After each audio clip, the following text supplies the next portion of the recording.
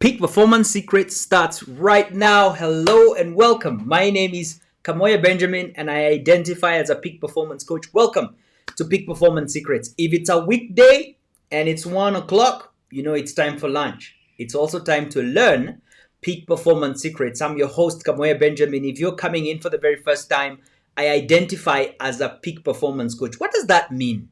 It means that I come alongside individuals and teams and help them to master their mindset, their inner game, and also their outer game of performance so that they can deploy themselves at the optimum mindset and skill set in order to create more income, more impact, more decisiveness, more assertiveness, more whatever more represents for you.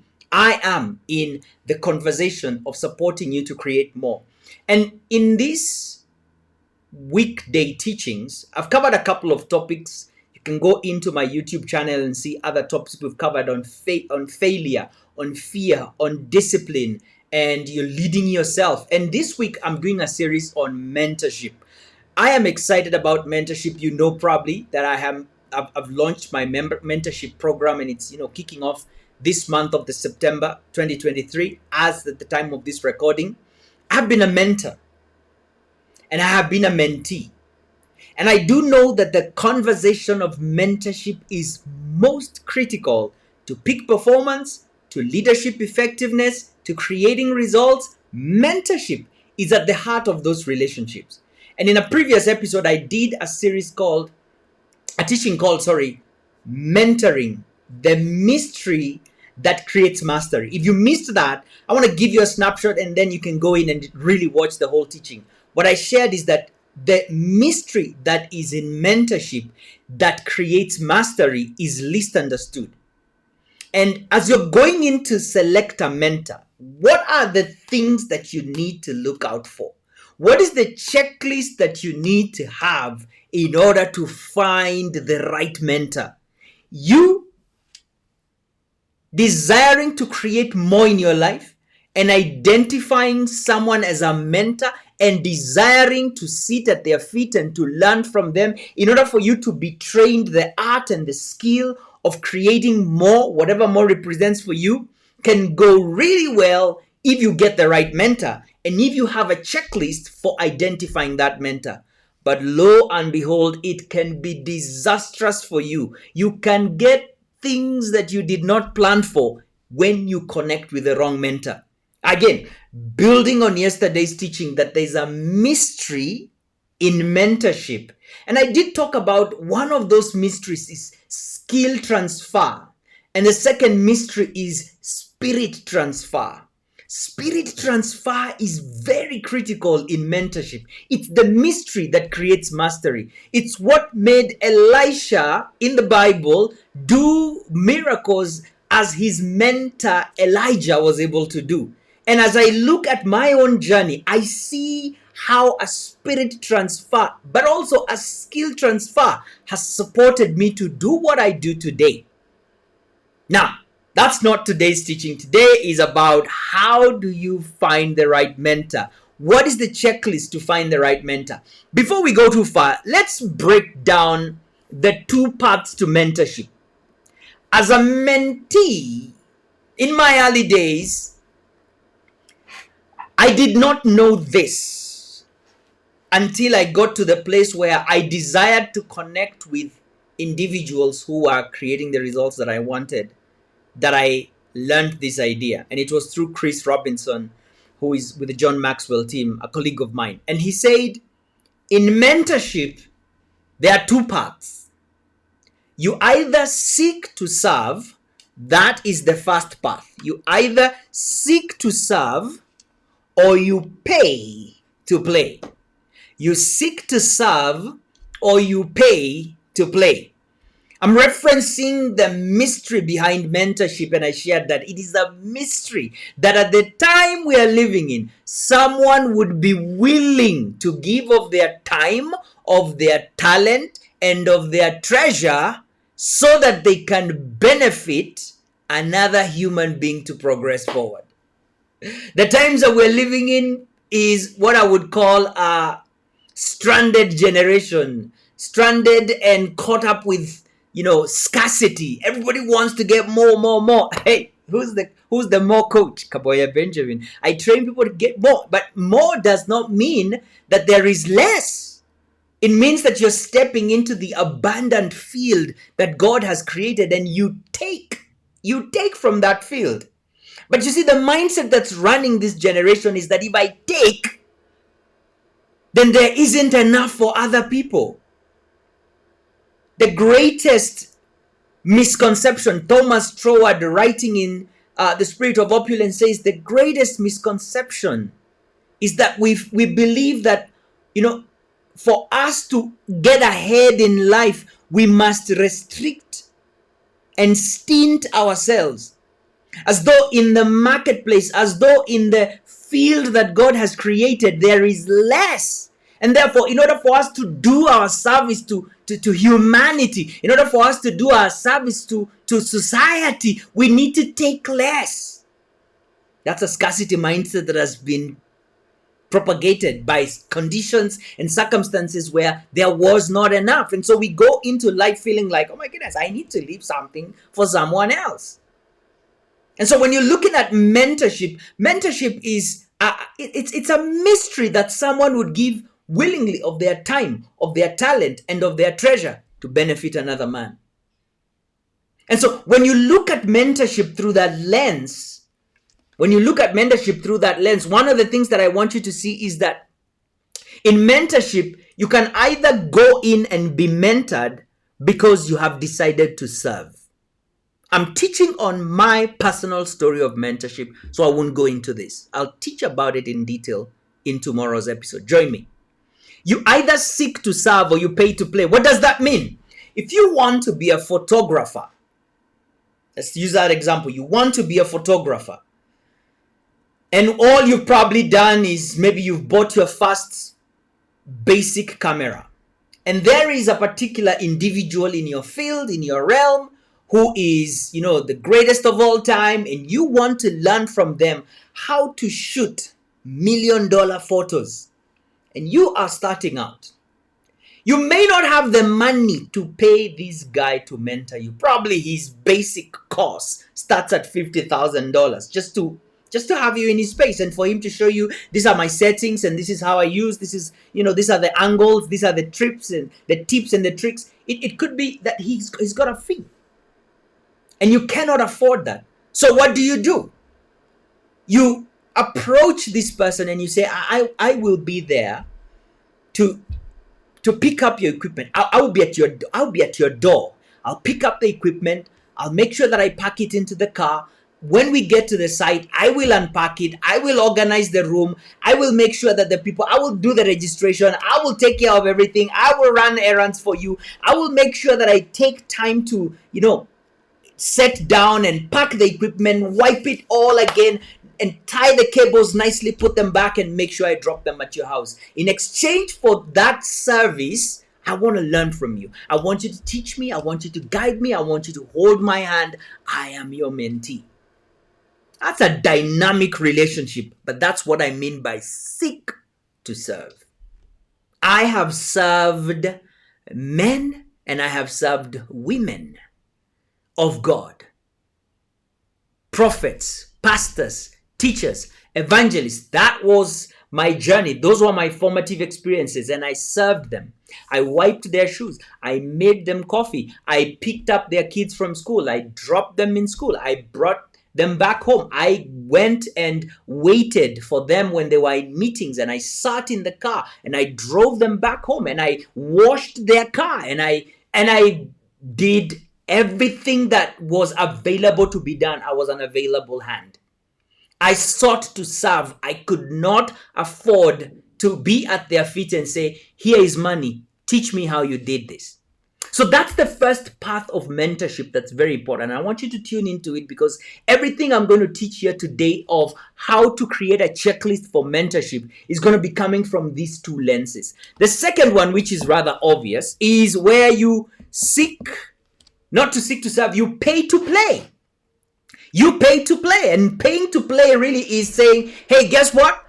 Benjamin, I know that you're great at doing public speaking, training, coaching, and all this. I want you to train me. You have a program available. How much is it going to cost me to sit at your feet and learn? Yes, let me draw you a check. Here it is. Teach me how to do what you do. In other words, you pay to play. You pay to be part of the whole experience, to be part of the whole journey. And that's a key thing. When you think about mentorship and when you think about creating the results that you want, you can pay to play. When I connected with John Maxwell, for me to learn from him in the way that I did, again, introduced by my mentors, I paid to play. I paid to join a call to sit under John's guidance and teaching. Right now, my mentor is Paul Martinelli. I will fly 20 hours plus to meet with him in Florida for 3 hours. And that 3 hours is time that I have paid. It is not commensurate to the value that he gives me. The value of the ideas from his 20, 30 years of an entrepreneurship, and me being able to pay a meager amount for that insight. But I pay to play. That gives me access in a way that serving maybe would not allow me. And there are many opportunities. And so these are the two lenses that I want you to engage with me as I talk about the checklist to finding the right one. Okay, let's go through this. And I'm calling this the checklist of 3 mighty C's. The checklist of 3 mighty C's. I'll connect the dots for you at the end why these 3 C's are important. But the first C is competence. This is the first thing that obviously draws us to a mentor. First of all, I realized, wait, I want to become a better speaker. I want to become a better boxer. I want to become a better, chef. I want to become a better photographer, whatever that is, whatever you want to become a better YouTuber, whatever. You want to become a better footballer, whatever. You identify somebody who is getting the results that you want in that area. And that is competence, that they have the results you seek. They are operating at the level you want to operate at. And you want to take the shortest path by learning from their mistakes. By learning from their mistakes. Again, we're using you pay with your sweat or you pay with your money. Right? Either way, you sweat somewhere. You sweat to get the money, so you pay using it. Or you sweat using your sweat, and that sweat becomes the equity that you use to learn. And so they have the results. So this is the first mighty C. Are they competent? Do they have the results that you want? And I believe that this applies. This is the deal breaker. There is no point being mentored by somebody who is not getting the results that you want. Where is mentorship there? How are they going to guide you onto a path? Unless they guide you up to where they've gotten to and tell you from here, you are by yourself, you're on your own.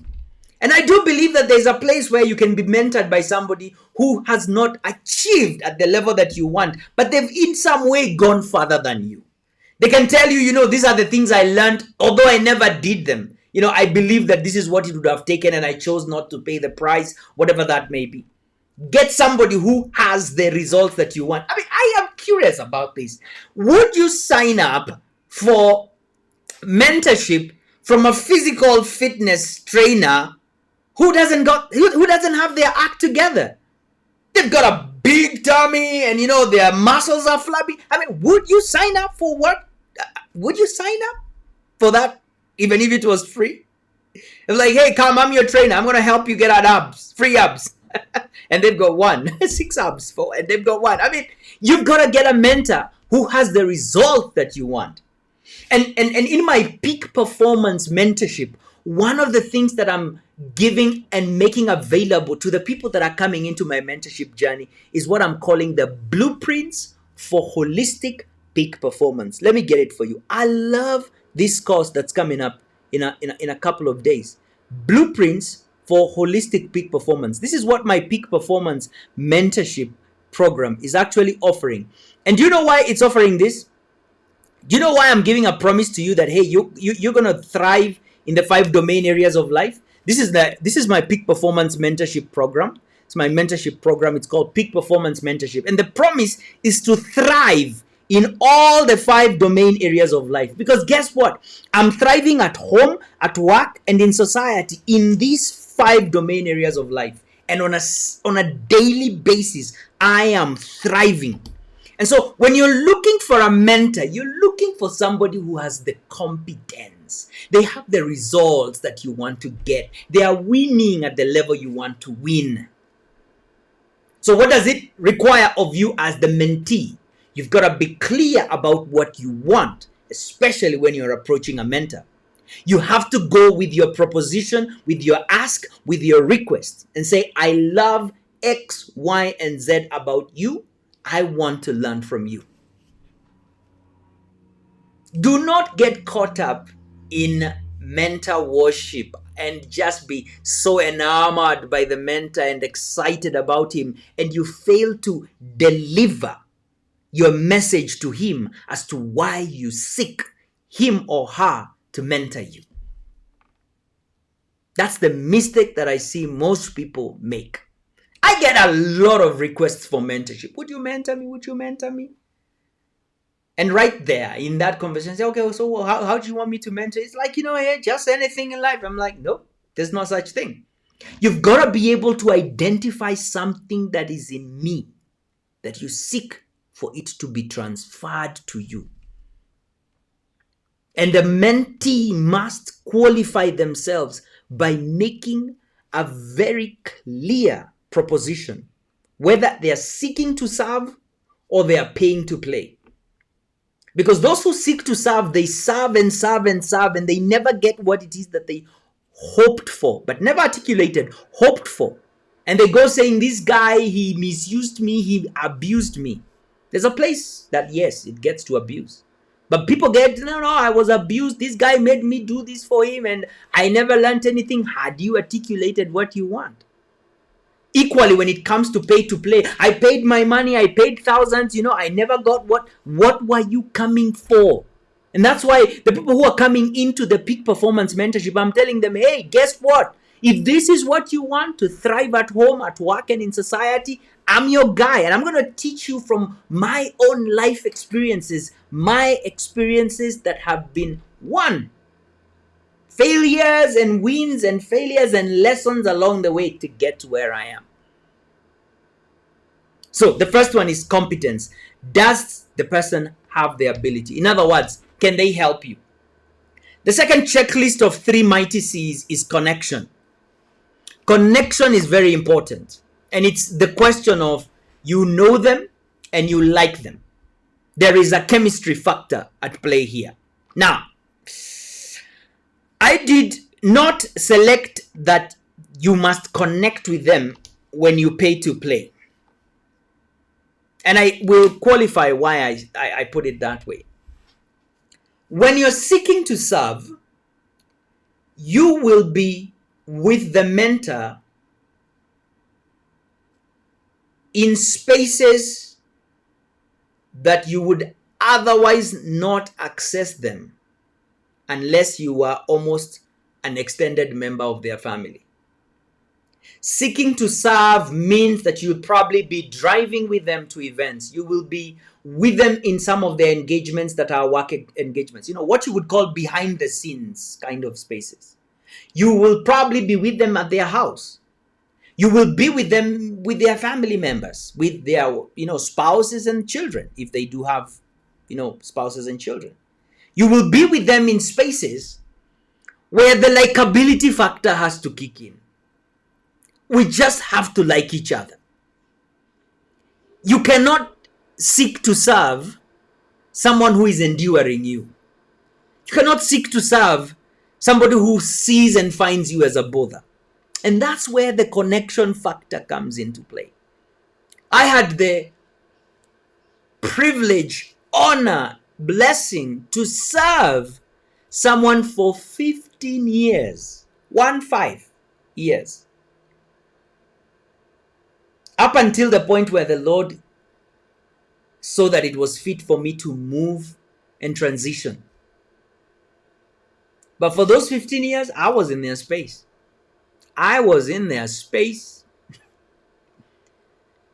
And the likability factor has to be in place. The day they no longer like you, or you no longer like them, that's the day your mentorship relationship comes to an end. That's where offense creeps in. And so there has to be a likability factor. Now, as far as paying to play is concerned, you must not like them. You must not like them. I'll tell you the truth. Yeah, you must not like them. You must not like them. True. Because you're paying. You go in for the expertise. The connection can be developed over time, but it's not a prerequisite. I must not like them. I mean, let me ask you a question. How many books have you read? How many YouTube channels have you watched of people who you do not have a connection with, but you learn from them? You've never met them. They don't know you. You know them through their books, through their videos, but you're learning from them. Hey, I'm over here. You've never met me. You're not sure whether you like me. You're seeing a certain part of me that's being presented to you online. Now, I'm authentic. You're going to find me wherever you find me. I'm going to be me. I'm the same me. I've navigated my inner game, my identity. I'm me. Here and there, wherever we're going to meet. And so it's important that you appreciate that you must not like somebody in order for you to pay to play. It's not a requirement. You just need to get the expertise. They just need to get good at that.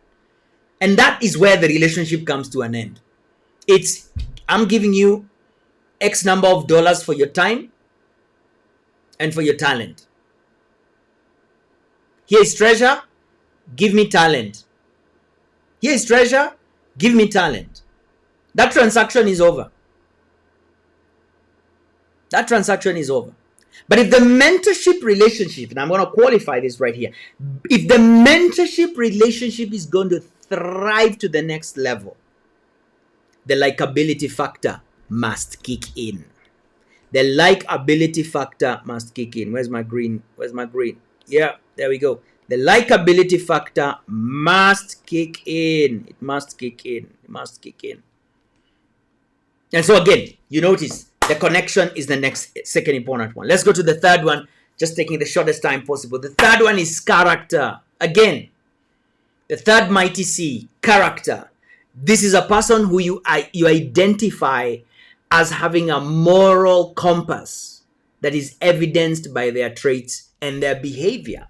And that moral compass is consistent with the values that you have.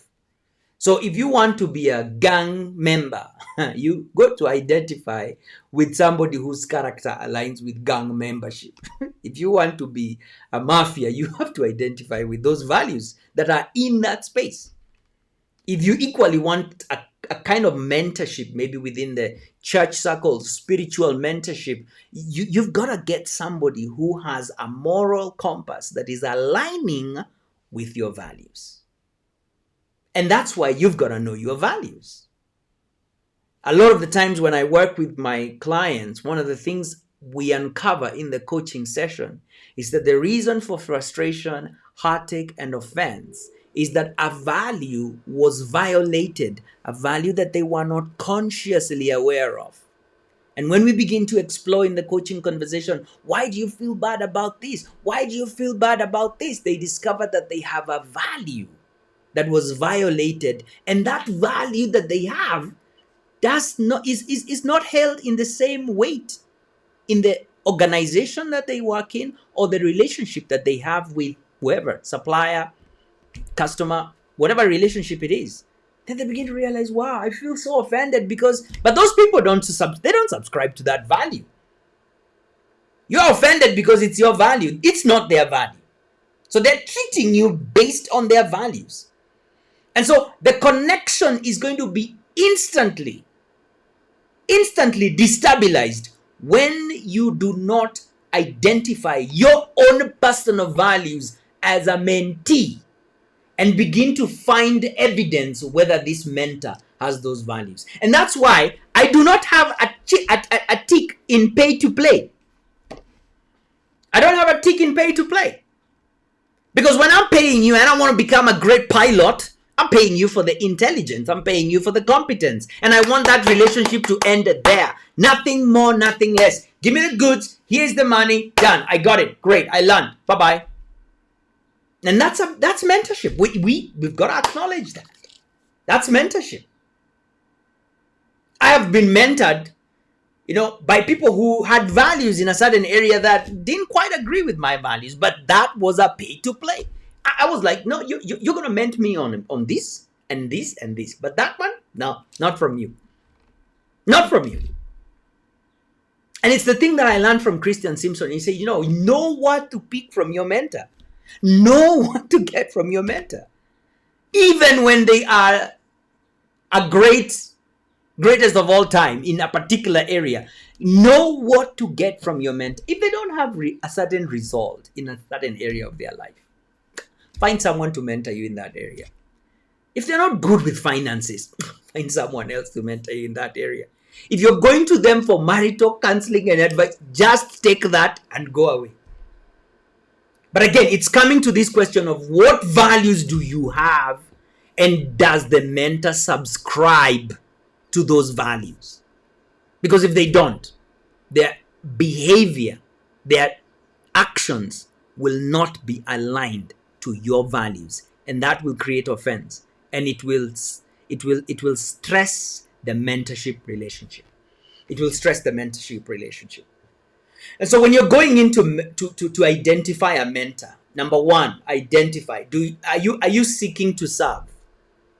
And if you're seeking to serve, there's going to be more work. There's going to be more work. There's going to be 10 times the work. You're going to show up, and you're going to show up excellently, and you're going to show up for I don't know how long. But engaging the mentor ahead of time and saying, you know what, I don't have the money to do 1, 2, 3, 4, but I am willing and available to serve 1, 2, 3, 4. The mentor has got to have a green light on that. At the time that I'm recording this in my life and in my season, it's not possible for you to come and tell me, I will serve you, so give me your time. It's not in this season of my life, no. But I do know the power of seeking to serve, and how that service becomes the mystery that creates mastery through skill transfer and spirit transfer in a mentorship relationship. Catapults you to a new level, to a new dimension, to do and to create in a way that you probably would not have done all by yourself. It is God's best tool for developing leaders. Mentorship. And so having a checklist for what is it that this mentor has that really draws me to them is important. And the 3 C's is, number 1, competence. They can help you. Number 2, connection. You like them, they like you. And number 3, character. These 3 are what I call the 3 C's. And they are the 3 C's of influence. Now, influence has a foundation, and the foundation of influence is trust. In order for you to generate trust with anybody, you need these 3 C's: character, connection, and competence. In other words, can I trust you? That's the question we ask when we want to meet with a mentor. Number 2, do you care? And number 3, can you help me? Everyone in life is asking one of these 3 questions at any given time. And your ability to answer yes to all these 3 questions increases your trust capacity and potential with them. Trust is like a currency, and so trust capital increases when somebody is able to answer one or all of these 3 questions with a definite yes. Can I trust you? Yes. Trust goes up. Do you care? Yes, trust goes up. Can you help me? Yes, trust goes up. And that trust is the foundation of influence. And what is leadership? Leadership is influence. And so when you're coming and talking about mentorship, mentorship is a mystery that creates mastery. And you've got to be able to select your mentor correctly. If you believe that I am that mentor for you, that I have the competence and I have the connection and I have the character that you require, I'm inviting you to join me for Peak Performance Mentorship. It's in the link below in the description. Join me for Peak Performance Mentorship. And what is the promise? The promise is that you will thrive in your fitness, in your family, in your faith, in your fulfilling work, and in your finances. These 5 domain areas of life, you touch them on a daily basis. Faith is your relationship with God. Fitness is your body temple. Family is those that you love and those that love you back. Fulfilling work is what you do from 8 to 5 and add value and create solution in the world. And then finally, finances, how you earn your worth and use that money to fuel your goals, dreams, and make an impact in the world out here. Thank you so much for tuning into today's segment. Join me tomorrow as I share with you my personal story of mentorship. Woo! I'm looking forward to that. Thank you so much for joining me. Type in the comments what has resonated with you, what you've taken away as an idea, and don't forget to connect with me for Peak Performance Mentorship. Be well. Bye for now. Kamoye Benjamin. Take care.